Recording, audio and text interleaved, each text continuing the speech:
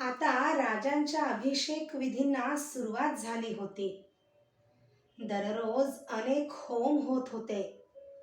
गडावरचे वातावरण उत्साहाने भरले होते. सनई चौघडा झडत होता. गडावर आलेले कलावंत असलेल्या पाहुण्यांचे मनोरंजन करीत होते. जादूगारांच्या प्रयोगाने चमत्कार घडत होते. सकाळ संध्याकाळ गडावर मिष्टान्नांच्या पंक्ती झडत होत्या. वाढत्या चंद्राबरोबर सुखाला भरती येत होती.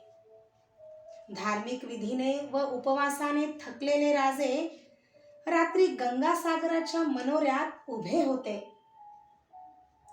चांदण्यात गंगासागराच्या लाटा चमकत होत्या. गडावर सर्वत्र पसरलेल्या मशाली तारांगणाची आठवण देत होत्या.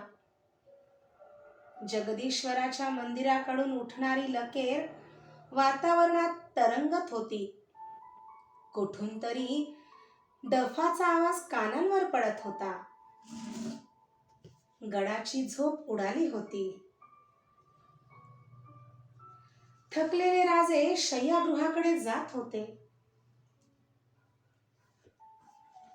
राज्याभिषेकाच्या अनेक विधींपैकी आणि दानधर्मांपैकी महत्वाच्या तुलादान विधीला सुरुवात झाली.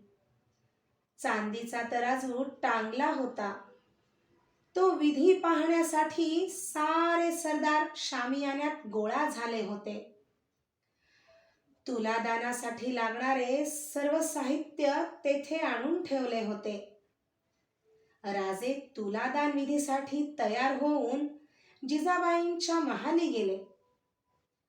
जिजाबाईंचा चरणस्पर्श करताच जिजाबाईंनी राजांचा चेहरा हाती घेतला. जिजाबाई राजांना पारखीत होत्या. आईची पाणावलेली नजर पाहून राजे बेचैन झाले. चेहरा निरखीत असता जिजाबाई मागे उभ्या असलेल्या पुतळाबाईंना म्हणाल्या, पुतळा, काजळाची डबी आण पाहू. काजळ कशाला मासाहेब? राजांनी विचारले. अरे, दृष्ट लागेल म्हणून तीट लावते. साऱ्यांच्या चेहऱ्यावर स्मित झळकले. राजे हसले, म्हणाले, मासाहेब, आम्हाला कधी दृष्ट लागणार नाही. का? दृष्ट लागू नये म्हणून आम्ही दाढी राखली. सारे हसले. जिजाबाई कृत्रिम कोपाने म्हणाल्या, नेहमी तुम्हाला थट्टा सुचते. म्हणत जिजाबाईंनी काजळाच्या डबीत बोट बुडवले. हळुवार बोटाने त्यांनी राजांच्या गालावर काजळाची तीट लावली आणि काजळाचे बोट आपल्या भागातून फिरवले. राजे उठले आणि तुलेच्या ठिकाणी आले. जिजाबाई सर्व राण्यांसह बैठकीवर विराजमान झाल्या. गागाभट्टांनी निर्देश करताच राजे भूमीवर टेकलेल्या पारड्यात जाऊन बसले. अनेक ब्राह्मण हस्तांनी सावरलेल्या दुसऱ्या पारड्यात सुवर्ण होऊन टाकले जात होते. तपके रिकामी होत होती. 16,000 होऊन पारड्यात पडले आणि राजांची तुला झाली. त्या आनंदाप्रित्यर्थ चौघडे झडले. शिंगे फुंकली गेली. राजांची तुला झाल्यानंतर राजांनी ते सुवर्ण ब्राह्मणांना दान केले. त्यानंतर दररोज तुला होतच राहिल्या.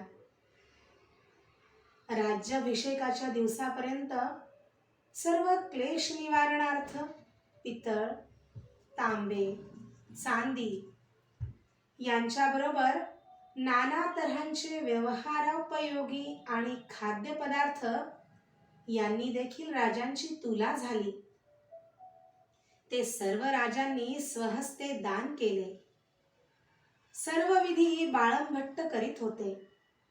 गागाभट्ट त्यांना मार्गदर्शन करीत होते. दानासाठी भोजनार्थ सहस्त्र ब्राह्मण आले होते. बाकीचे पाचाडात ठेवले होते. या 7 दिवसात अपरिमित दाने देऊन राजांनी सर्व ब्राह्मणांना संतुष्ट केले.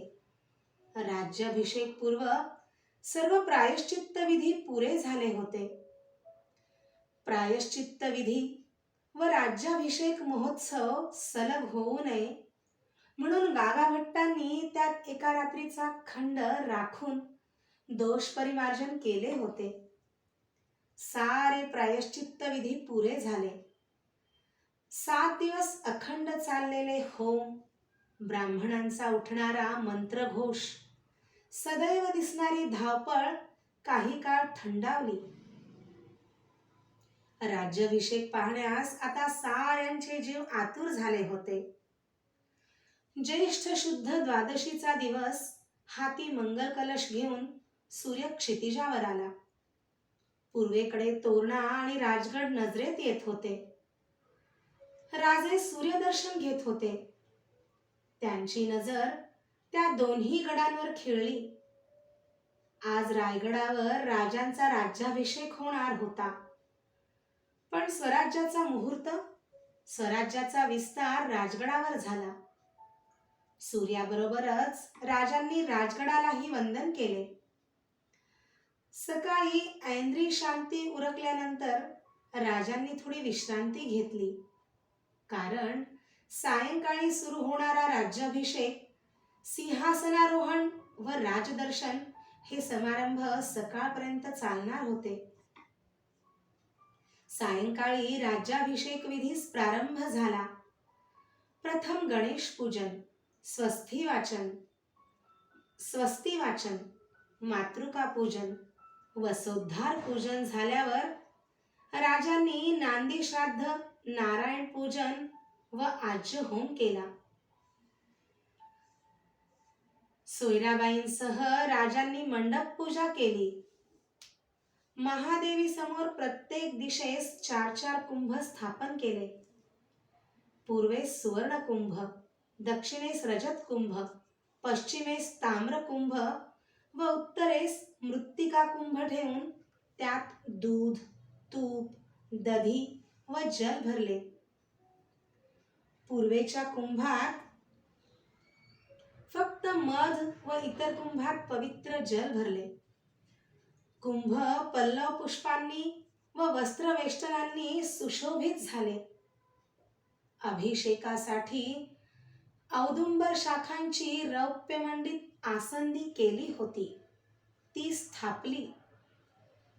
अनेक सागरांच्या व नद्यांच्या उदकांनी भरलेले कुंभ व रत्न, गंध, पुष्प, फल इत्यादींनी आणि औषधींनी पूर्ण असे जलाचे कुंभ वेदीजवळ ओळीने लावून ठेवले होते. महावेदीवर अग्नीची व ग्रहांची प्रतिष्ठापना केली. अनेक मृत्तिकांची व कुंभांची विधीपूर्वक प्रतिष्ठापना करून सर्वप्रधान होम केला. होमाच्या वेळी सर्व वेदीय व सर्व शाखीय ब्राह्मणांनी केलेल्या वेदमंत्र घोषांनी सारे वातावरण धुंदावून गेले. राजे समंत्रक स्नान करून परत वेदीवर आले. शुक्ल नसलेल्या राजांना मंत्रघोषात मृत्तिका लावल्या. पंचामृत स्नान झाले. वेदमंत्रांच्या घोषात राजे मंडपात आले. तेथे प्रतिष्ठित केलेल्या आसंदीवर गुडघे लावून त्यांनी आरोहण केले. पाठोपाठ सोयराबाई व युवराज संभाजी राजांच्या नजीक बसले. गागाभट्टांच्या सूचनेनुसार राजांच्या अष्टप्रधानांनी आपापल्या जागा घेतल्या. पूर्वेला मोरोपंत प्रधान तुपाचा सुवर्ण कलश घेऊन उभे होते. दक्षिणेला हंबीरराव मोहित्यांनी दुधाचा कलश सावरला होता.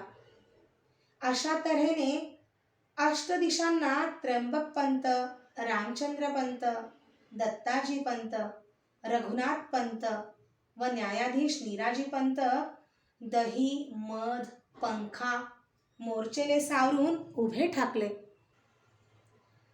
गागाभट्टांनी बाळभट्टांच्या हस्ते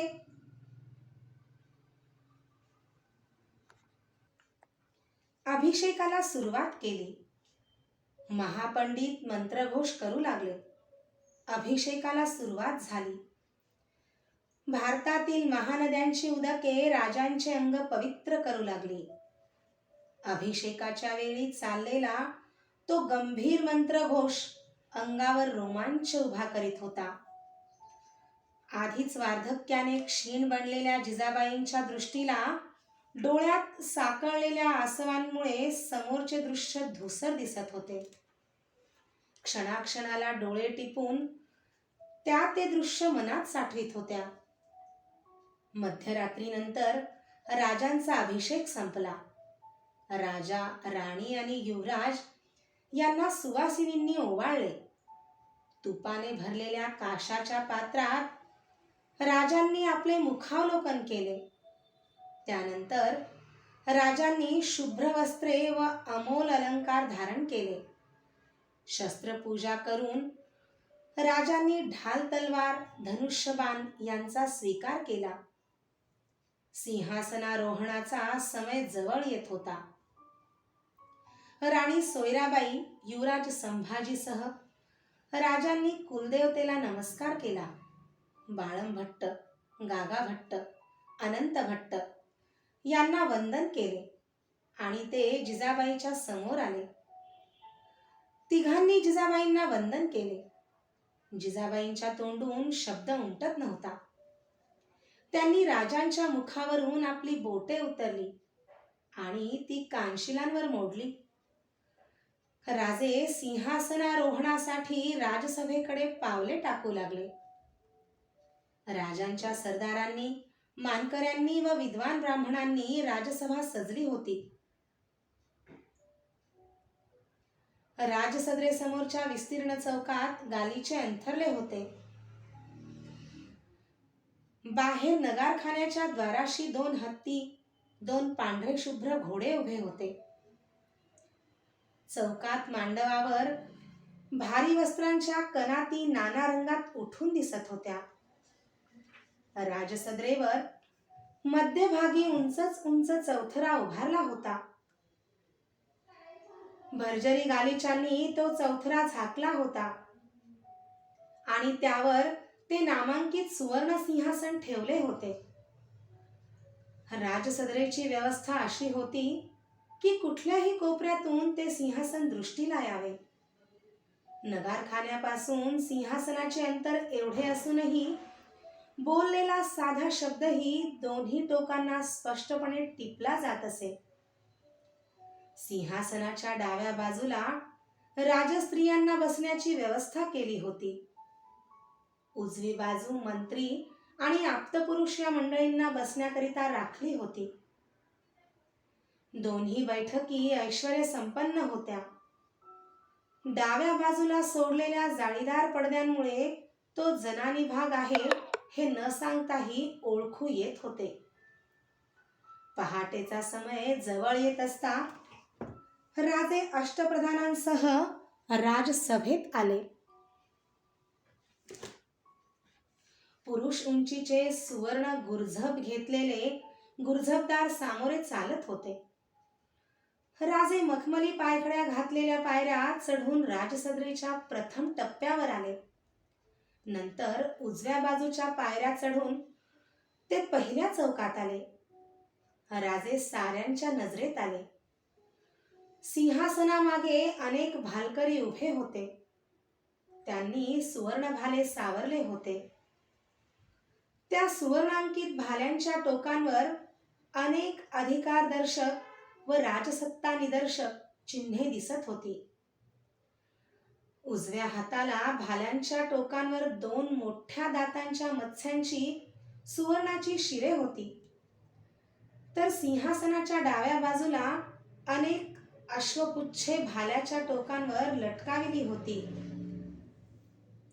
एका मूल्यवान भाल्याच्या टोकावर समपातळीत लोंबकळणारी सोन्याच्या तराजूची पारडी न्यायचिन्ह म्हणून तळपत होती. राजांचे लक्ष डाव्या सदरेवर जरी बैठकीवर श्वेतवस्त्रे परिधान करून बसलेल्या जिजाबाईंच्याकडे गेले आणि त्याच क्षणी गागा भट्टांनी वेदमंत्र म्हणायला प्रारंभ केला. साऱ्या पंडितांनी तो वेदघोष उचलला. संथ पावले टाकीत राजे सिंहासनाचा चौथरा चढले. राजे काही क्षण तेथेच उभे होते. अथर्ववेदातील मंत्रघोषाचा गंभीर नाद राजसभेवर उठत होता. सिंहाचा मुखवटा असलेला सुवर्ण राजदंड गागा भट्टांनी राजांच्या हाती दिला. तो राजदंड मस्तकी लावून राजांनी सिंहासनाकडे पाहिले आणि अत्यंत नम्र भावाने सिंहासनाला पादस्पर्श होऊ न देता सिंहासनारोहण केले. राजे वीरासन घालून बसले होते. उजव्या हाताजवळ तलवार ठेवली होती. राजांनी केशरी जिरेटोप परिधान केला होता.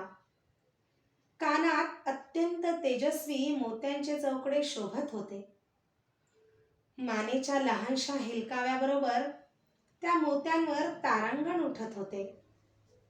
मस्तकी धारण केलेले शिवगंध, राजसभेवरून फिरणारी तीक्ष्ण नजर, टोकाशी किंचित बाकदार झालेले सरळ नाक, निमुळत्या दाढीला आलेला डौल राजांचे प्रभावी व्यक्तिमत्व जाणवून देत होते. साऱ्यांची नजर राजांवर स्थिरावली होती. पूर्वेला सूर्योदयाची पूर्वचिन्हे उमटली होती. मंत्रघोष करीत असतानाच गागा भट्टांनी मौल्यवान जडावाचे मोतीलक झालरीचे छत्र उचलले. ते राजांच्या मस्तकावर धरले. मंत्रघोष संपला. क्षणभराची पण श्वास दडपून टाकणारी शांतता राजसभेवर पसरली. अधीर जीवांच्या कानांवर गागा भट्टांची घोषणा पडत होती.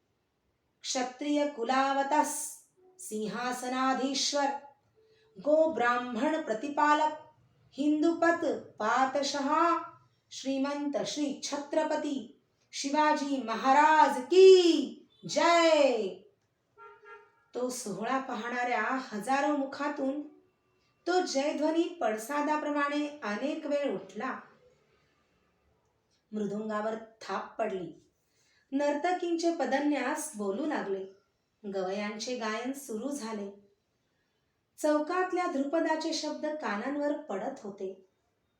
अत प्रताप तेरो जग में हो, राव राजे बहादुर, नाम सुनत गुनी आवत, धाय धाय पावत, मन इच्छा फल तिनको आधार.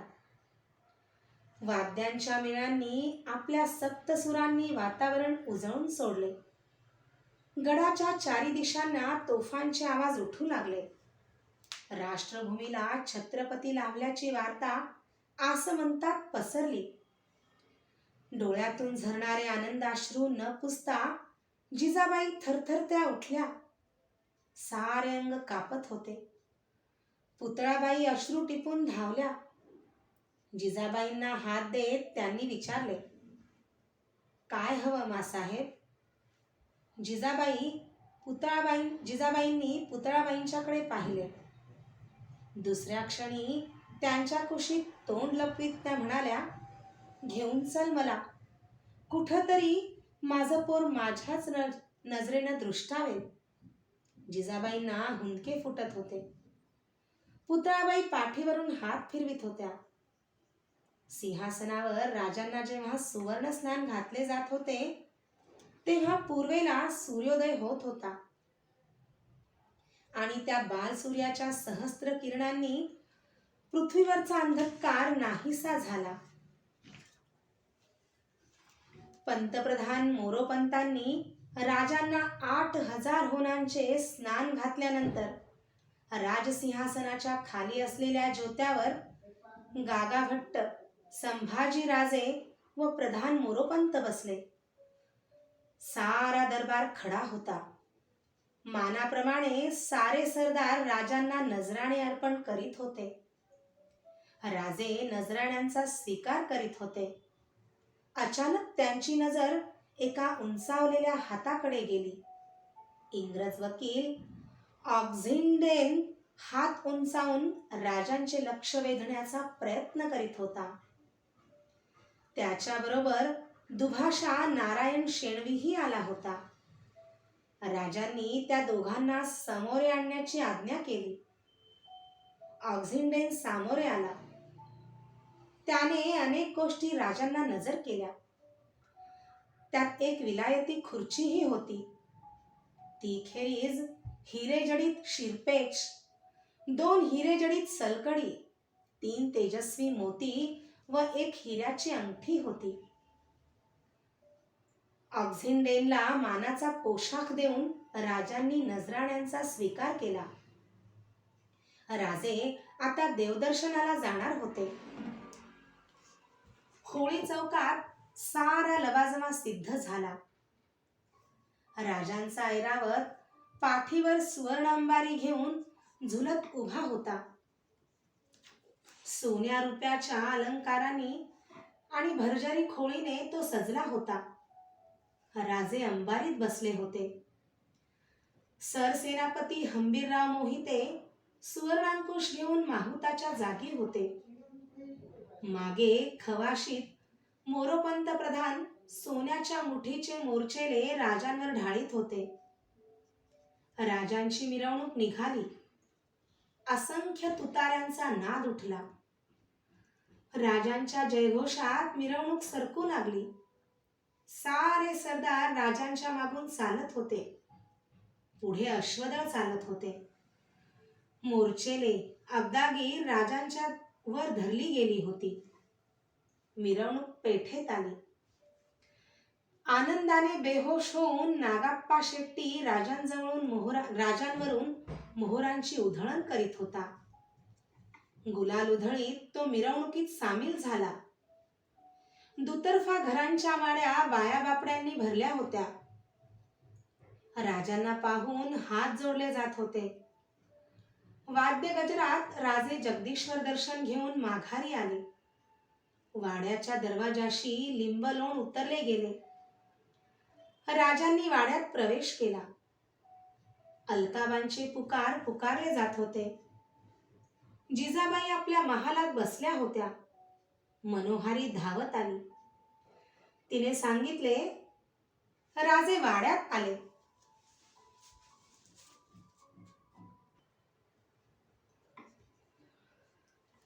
राजे वाड्यात आले. काही क्षणात दुसरी दासी धावत आली. राजे राजसदर ओलांडून येत आहेत. नव्या दासीने वार्ता आणली. राजे अष्टकोनी महालाजवळ आले. राजे नजीक येत असल्याची बातमी कळत असता अलकाबांचे पुकार कानांवर आले. बा अदब, बा मुलाहिजा, आस्ते कदम महाराज, आस्ते कदम. जिजाबाई बेचैन झाल्या. गडबडीने उठत त्यांनी विचारले, पुतळा, बसायचं की उठायचं? छत्रपती झालाय ना तो? तोच राजे राजमहालाच्या दारी प्रकटले. शांत पावले टाकीत राजे जिजाबाईंच्या जवळ गेले आणि अत्यंत नम्र भावाने त्यांनी आईच्या पावलांवर मस्तक टेकले. शोभा, राजे. राजे उठले. जिजाबाईंना त्यांनी बळेच बैठकीवर बसविले. मोरोपंतांच्याकडे पाहताच मोरोपंत पुढे झाले. त्यांच्या हातात आच्छादित तबक होते. आच्छादन दूर करताच या तबकात असलेली अत्यंत तलम मलमलीत जरी वस्त्रे नजरेत आली. राजे सद्गदित झाले. त्यांनी हात जोडले. मासाहेब, आम्ही आपल्या पदराखाली लहानाचे मोठे झालो. आपल्या आशीर्वादानं आजचा दिवस दिसला. हाती सत्ता असती आणि पृथ्वीचं दान केलं असतं तरी ते अपुरं पडावं ही आपली योग्यता. एक धर्मविधी म्हणूनच ही वस्त्र आपल्या चरणी आम्ही वाहतो. त्यांना हात लावा. मोरोपंतांनी तबक पुढे केले. जिजाबाईंनी तबकाला हात लावला. ओठ थरथरत होते. डोळे बावरे बनले होते. तबक सरकावून त्यांनी राजांना जवळ ओढले. राजांची मिठी जिजाबाईंच्या भोवती पडली. डोळ्यातून अश्रू झरत असताही राजे म्हणत होते, मासाहेब, शांत व्हा, शांत व्हा. काही क्षणात जिजाबाई स्थिरावल्या. डोळे पुशीत त्या म्हणाल्या, शिवबा, काय वाटतं ते कसं सांगू. कधी वाटलं नव्हतं हा दिवस बघायला मिळेल म्हणून. तुला माहीत नाही, तुझा जन्म शिवनेरीवर झाला तेव्हा भविष्य वर्तवायला शास्त्री आले. त्यांना मी काय म्हणाले माहीत आहे? राजांनी नकारार्थी मान हलविली. जिजाबाई हसल्या. मी म्हणाले, शास्त्री बुवा, हा पोटात असता ही संकट आली. आता या पोराच्या पायगुणानं काय धिंडवडे निघणार आहेत ते सांगा. तर शास्त्री म्हणाले, मासाहेब, साक्षात सूर्यपोटी जन्माला आला. हा जन्मजन्मांतरीचे पांग फेडील. त्या शास्त्राचं भविष्य खरं ठरलं. बघ, जगल्याचं सार्थक झालं, मरायला मोकळीक झाली. मासाहेब, असं बोलू नका, भेऊ नको. अशी मी मरायची नाही. तुझी सावली बनूनच आले ना. हजारो मरण भोगून अगदी घट्ट झाले बघ. मासाहेब, खोटं नाही. आजवर तुला कधी सांगितलं नाही. तू स्वराज्याचा डाव मांडलास. हर घडी संकटात उडी घ्यायचास. मी आशीर्वाद द्यायची. अफजल, शास्ता खान, आग्रा, अनेक मोहिमा. तू गेलास की एकटं गडावर बसून राहायचं. देवापुढं धरणं धरायचं. सुखरूप असल्याचं कळेपर्यंत जीवात जीव नसायचा. नित्याचं मरण भोगताना जीव थकून जायचा. वाटायचं हे सोसण्यापेक्षा जगू नये, मरून जावं. मासाहेब, राजांनी जिजाबाईंना मिठी घातली. त्यांचे डोळे भरून आले. मासाहेब, असं बोलू नका. आता काही सोसावं लागणार नाही. तसं झालं तर आमच्या छत्रपती पदाला अर्थ राहायचा नाही.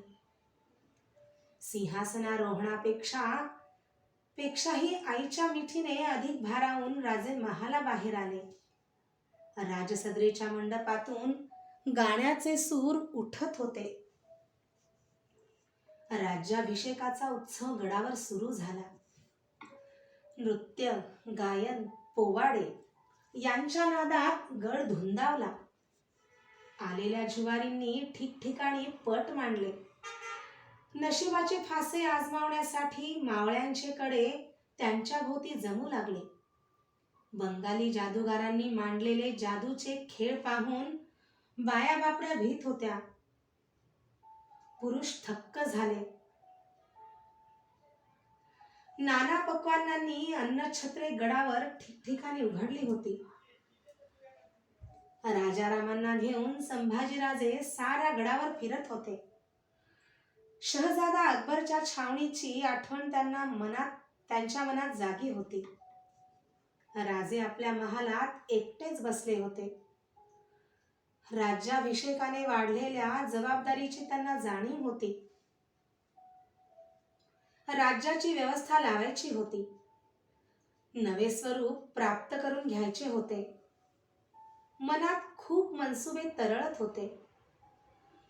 तोच खाकरण्याचा आवाज झाला आणि राजांचा समाधी भंग झाला. राजांनी मागे पाहिले. पाठीमागे सोयराबाई उभ्या होत्या. राजे त्यांच्या रूपाकडे पाहतच राहिले. असं काय पाहायचं? खरं सांगू, खरोखरच अगदी काल लग्न झाल्यासारखं वाटतं. नव्या नवरीसारख्या भासता. सोयराबाई लाजल्या. तर सगळं खोटं. महालात आले, येऊन मागे उभी राहिले तरी स्वारींना पत्ता लागत नाही. मोठ्या हौसेनं आम्ही आलो होतो. ते बरं? राजांनी कुतूहलाने विचारलं. सोयराबाईंनी पाय पुढे केला. वस्त्र किंचित उचलले. राजांची नजर त्यांच्या पायातल्या सोन्यांच्या जोडव्यांवर व पायीच्या सुवर्ण साखळ्यांवर गेली.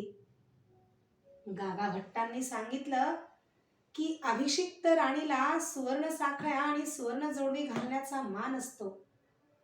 म्हणून राजांची नजर त्या साखळ्यांवर स्थिरावली आणि नकळत ते बोलून गेले, राणी साहेब, खरं सांगू, सोनं बोलत नाही, चांदी बोलते.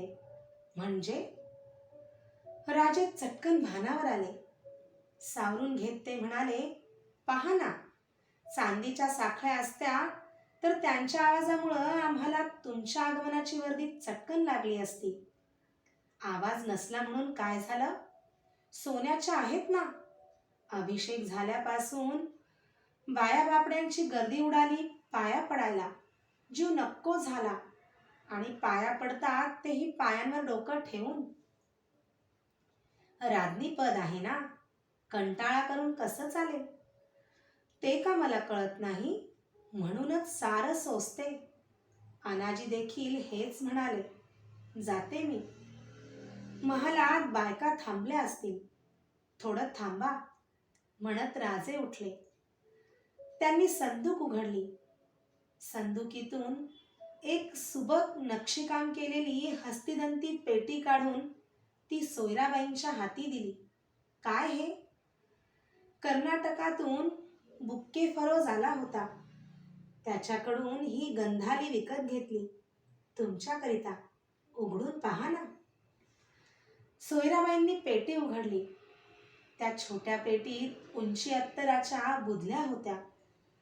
राजे म्हणाले, आठवतं? आग्र्याला जाताना तुम्ही अत्तर आणायला सांगितलं होतं, पण आम्ही आणू शकलो नाही. किती लक्षात राहतं स्वारींच्या. दिलं वचन विसरलं तर छत्रपती कोण म्हणेल आम्हाला? सोयराबाईंचे लक्ष राजांच्या हातातल्या अंगठीवर गेले. हिऱ्याची अंगठी चमकत होती. त्यांनी विचारले, नवी केली? नाही, काल इंग्रज वकिलांना भेट दिली. हे हिरे चमकतात, मग आमचे हिरे का चमकत नाहीत? ह्या हिऱ्यांना पैलू पाडलेत राणी साहेब. नाहीतर साधा हिऱ्याचा खडा गारगोटीसारखाच दिसतो. हिऱ्याचं कशाला? मनाचंही तेच आहे. मन हे देखील हिऱ्यासारखंच निर्मळ निष्पाप असतं. त्याला ज्ञानाचे व्यवहाराचे पैलू पडले तरच ते प्रकाशित होतं. असू दे, आमचं मन निर्मळ नसेल. सोयराबाई एकदम संतापल्या. राजे थक्क झाले. ते म्हणाले, राणी साहेब, आता असा संताप आवरायला हवा. नेमका कुतर्क उचलण्याची वृत्ती बदलायला हवी. तुमच्यावर फार मोठी जबाबदारी आहे. तुम्ही आता महाराणी आहात. सोयराबाई एकदम हसल्या. राजांनी विचारले, राजाराम कुठं आहेत? त्यांच्या घरात पत्ता कुठं आहे? त्यांचा घरात पत्ता कुठं आहे? आपल्या दादा महाराजांच्या बरोबर गाण्या बजावण्यात गर्क आहेत ते.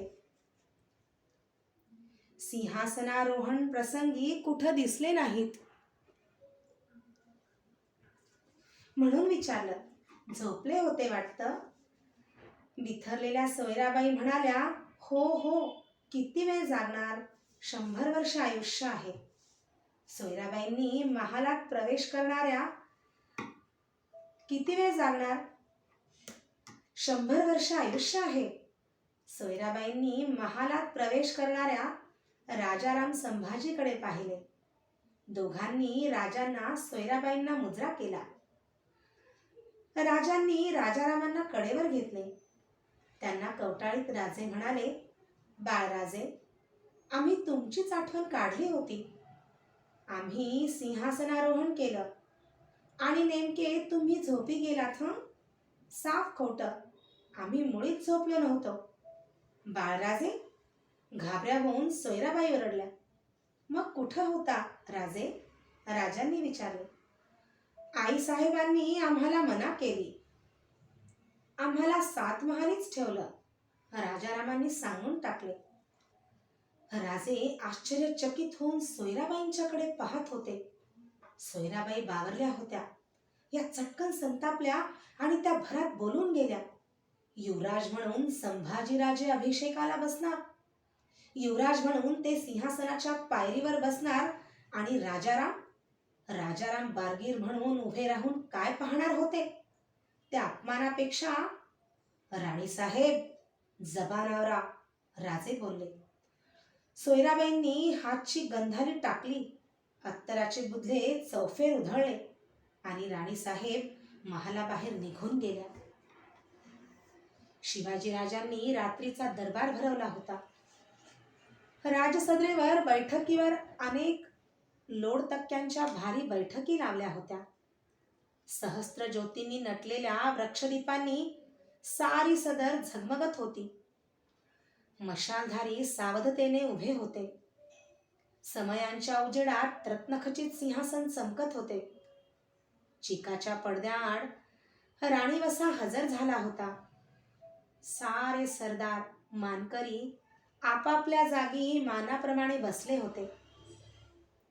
सिंहासनाच्या डाव्या बाजूला राजसदरेच्या लगत असलेल्या खास बैठकीवर बसलेला इंग्रज वकील ऑक्झिंडेन आपल्या लोकवेगळ्या पोशाखाने साऱ्यांचे लक्ष वेधून घेत होता.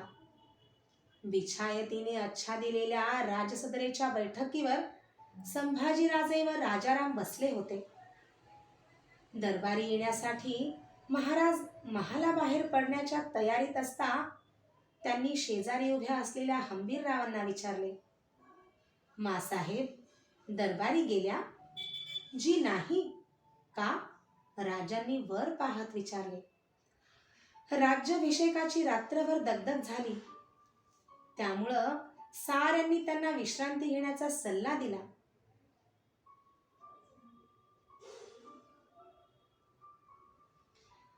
असं? चला, आपण मासाहेबांना भेटूनच दरबारी जाऊ. राजे महाला बाहेर पडले. आपल्या महाली जिजाबाई बैठकीवर बसल्या होत्या. शेजारी मनोहारी उभी होती. राजांनी पाय शिवले. अक्षवंत व्हा. अरे, किती वेळा पाया पडतोस? तीच आमची तपश्चर्या आहे. तब्येत बरी नाही म्हणून कळलं. जिजाबाई हसल्या. म्हणाल्या, छे रे, छान आहे तब्येत. तुझा राज्याभिषेक पाहिल्यापासून झोप तर कुठच्या कुठं उडून गेलीये. झोप येत नाही, स्वस्थ एका जागेला बसवत नाही, असं काहीतरी झालंय बघ. मोठ्या हौसेनं आम्ही आजचा दरबार भरवला तुमच्यासाठी, आणि तुम्हीच येत नाही हे समजल्यावर मन खट्टू झालं. माझ्यासाठी? ते दरबारी आलं म्हणजे कळेल. येते ना. डोळे मिटायच्या आधी सारं पाहून घेऊ दे मला. राजांच्या चेहऱ्यावरचे हसू विरलेले पाहताच गडबडीने जिजाबाई म्हणाल्या, राहिलं, पुन्हा नाही म्हणणार. तू पुढं हो, मी आलेच. राजे क्षणभर उभे राहिले. म्हणाले, आमच्या बरोबर चला. जिजाबाईंना हसू आले. बरं बाबा, तुझ्या बरोबरच येते. आजवर बालहट्ट पुरवला, आता राजहट्ट. सारे हसले. जिजाबाई गुडघ्यांचा आधार घेत उठल्या. राजांनी त्यांना हात दिला. जरी काडीचे श्वेतवस्त्र परिधान केलेल्या जिजाबाई राजांच्या डाव्या हाताचा आधार घेऊन महाला बाहेर पडल्या. गुरजबदार अलका पुकारत होते, क्षत्रिय कुलावतंस, गो ब्राह्मण प्रतिपालक. राजसदरे जवळ येताच जिजाबाई मनोहारीच्या आधाराने राणीवशाकडे वळल्या. राजे सदरेकडे जाऊ लागले. अलकाबाईंच्या पुकाराने सावध झालेली सभा उभी होती. राजांनी प्रवेश करताच मुजरे झडले. राजे सिंहासनाच्या पायऱ्या चढत होते. अलका पुकारले जात होते, निगाह रखो, खडी ताजीम, आस्ते कदम महाराज, आस्ते कदम. राजे सिंहासनावर बसले. गुर्जरदाराने सुवर्णदंडाचा दोनदा आवाज दिला. झुकलेल्या नजरा वर आल्या.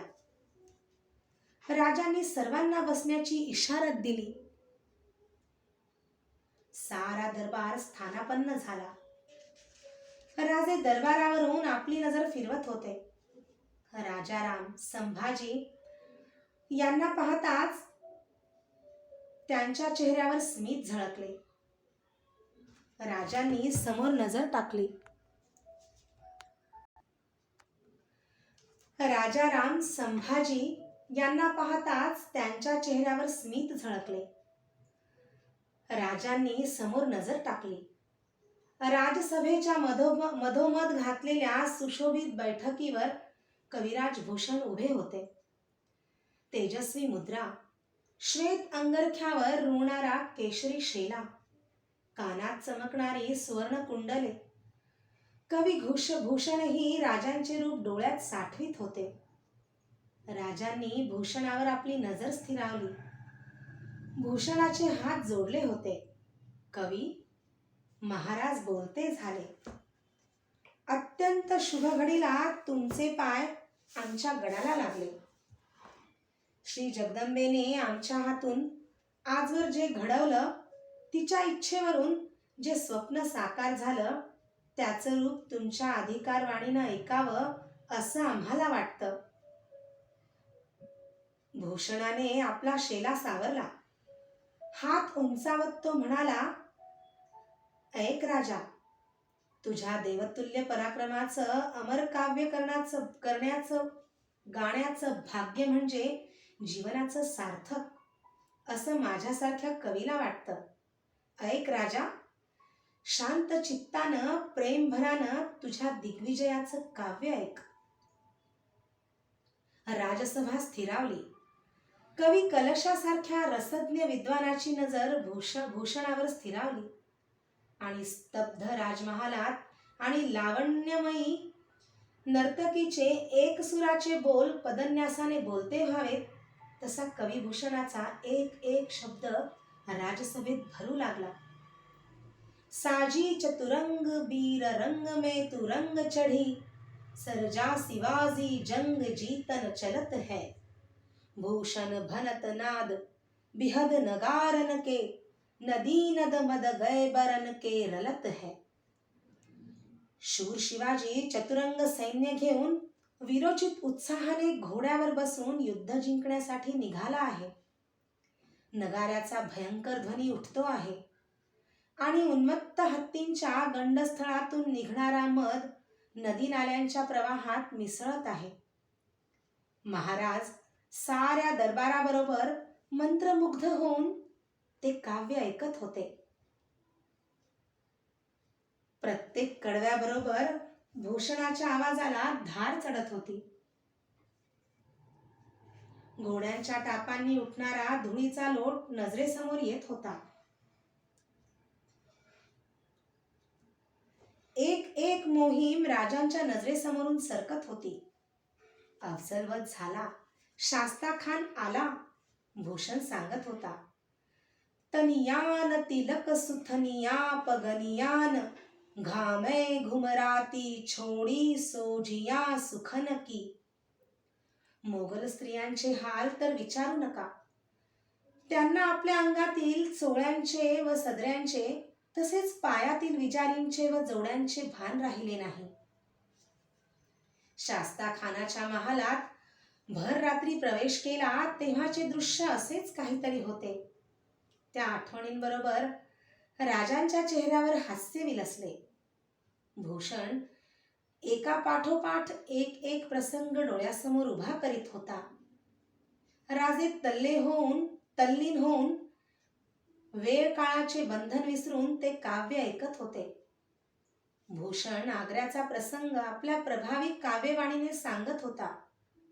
त्या आठवणीने बसल्या जागी राजांच्या मुठी वळल्या गेल्या. शिवाजी सिंहासारखी झडप घालील की काय ह्या भीतीने औरंगजेबाने घुसलखान्यात शिवाजीची भेट घेतली.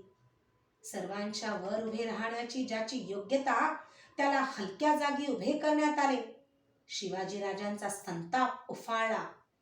भूषण भनत महावीर बलकन लगो, सारी पात साही के उड़ाय गए जियरे, तमकते लाल मुख सिबा को निरखी भये, स्याह मुख नवरंग सिपाह मुख पियरे. भूषण म्हणतो, महावीर शिवाजी संतप्त होऊन बडबडू लागला. तेव्हा दरबारातील सर्व लोकांचे जीव उडून गेले. संतापाने लाल झालेले शिवाजीचे मुख पाहून औरंगजेबाचे तोंड काळे ठिक्कर पडले. कवी भूषण मोगलाईंचे अत्याचार वर्णन करीत होते. साऱ्या सभेत द्वेष संचारला होता. भूषण भनत भाग्यो काशीपति विश्वनाथ, और कौन गिनती में भूली गति भबकी, चारों वर्ण धर्म छोड़ी कलमा निवाज पढ़ी, शिवाजी न हो तो सुनती होत सबकी. औरंगजेबाने मथुरेची कत्तल केली आणि रबची द्वाही फिरविली. देवदेवतांच्या खंत्या केल्या. लाखो हिंदू मुसलमान झाले. एवढेच काय, प्रत्यक्ष काशी विश्वनाथ भयभीत होऊन पळाले. महादेवाचीच अशी त्रेधा उडाली. चारही वर्णांना आपले धर्म सोडून नमाज पढावी लागली असती. शिवाजी न होता तर सर्वांची सुनता झाली असती. ते काव्य ऐकत असलेले गागा भट्ट राजसभेचा रिवाज विसरून बेभान होऊन आपल्या उच्चासनावरून उठले. हात उंचावत ते भूषण जवळ आले. धन्य हो भूषण, धन्य म्हणत त्यांनी भूषणला मिठी मारली. त्यांना काही सुचेना. आपल्या गळातील प्रवाळांची माला त्यांनी भूषणच्या गळ्यात घातली. दोन श्रेष्ठ गुणीजनांची भेट सारी सभा पाहत होती. कवी भूषण राजांना वंदन करून परत आपले काव्य सांगू लागले. श्लोक संपला की राजे आणखी म्हणत काव्य स्त्रवत होते. रात्र पुढे सरकत होती. मध्यरात्रीनंतर भूषण थांबले. राजांनी विचारले, भूषण थांबलात का? आमचे कान अतृप्तच आहेत. राजा, मध्यरात्र होऊन गेली, आता आज्ञा व्हावी. परत जेव्हा आज्ञा होईल तेव्हा हा दास आपल्या सेवेला हजर आहे. कवी भूषण, आज राज्याभिषेक उत्सव प्रसंग. आम्ही मनाशी असं ठरवलं होतं की आपल्या प्रत्येक श्लोकाला ₹1,00,000 बिदागी द्यायची. म्हटले असते तेवढे सारे श्लोक ऐकायला आम्ही तयार होतो. सारा दरबार त्या बोलांनी थक्क झाला. कवी भूषणाच्या चेहऱ्यावर प्रसन्न स्मित झळकले. तो शांतपणे म्हणाला, राजा, तसं झालं असतं तर करोडो रुपयांची तुझी संपदा देखील संपून गेली असती. तुझी स्तुती करीत असता जिव्हेला वीट येईल कसा? तुझी प्रजा तुला देव मानते. तुझ्या कार्यासाठी जीव वेचायला अगणित माणसं आतुरतेनं वाट पाहत असतात.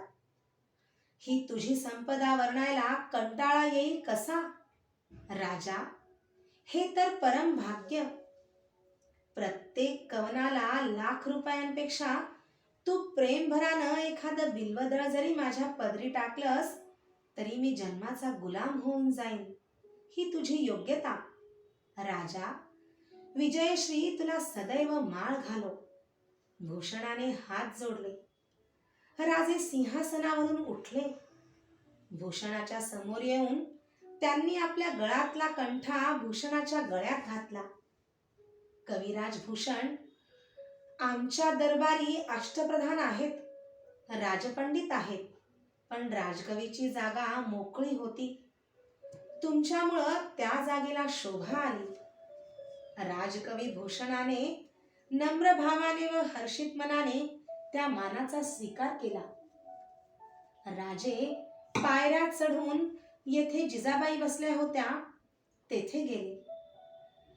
जिजाबाई लोडाला टेकून बसल्या होत्या. गालांवर अश्रू सुकले होते. राजे जवळ बसले. मासाहेब, आठवतं मागे एकदा आपण शाहिरांचं काव्य ऐकलं होतं. तेव्हा आम्ही म्हणालो होतो, जिजाबाईंनी राजांना पुढे बोलून दिले नाही. त्यांच्या गालावरून हात फिरवीत त्या कापरे आवाजात म्हणाल्या, शिवबा, सारं आठवतं. तुझं राज्यारोहण पाहून डोळे तृप्त झाले होते, कान मात्र अतृप्तच होते. आज तेही तृप्त केलेस, मातृऋणातून मोकळे झालास.